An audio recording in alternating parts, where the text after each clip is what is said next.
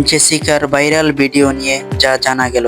নিজস্ব প্রতিবেদক সম্প্রতি সামাজিক যোগাযোগ মাধ্যমে একটি ভিডিও ব্যাপকভাবে ভাইরাল হয়েছে, যেখানে দেখা যাচ্ছে এক মেরিন প্রশিক্ষককে একটি ওরকা ক্লিয়ার হুইল আক্রমণ করে হত্যা করেছে। ভিডিওতে দাবি করা হয় ঘটনাটি ঘটেছে একটি মেরিন পার্কের লাইভ শো চলাকালীন এবং নিহতের নাম জেসিকা রেডক্লিফ।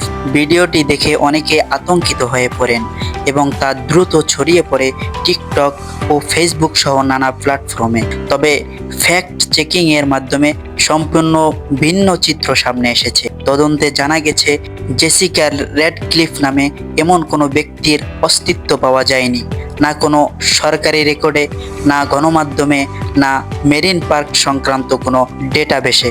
বিশেষজ্ঞদের মতে ভিডিওটি কৃত্রিম বুদ্ধিমত্তা এআই এর মাধ্যমে তৈরি করা, অর্থাৎ এটি সম্পূর্ণ মিথ্যা ও মন গড়া কন্টেন্ট, যা দর্শকের মনোযোগ কাড়তে ছড়িয়ে দেওয়া হয়েছে। এটি একটি classic AI grand must information. এই ধরনের ভিডিও দ্রুত ভাইরাল হয় এবং তা একবার ছড়িয়ে পড়লে সত্য মিথ্যা আলাদা করা কঠিন হয়ে পড়ে।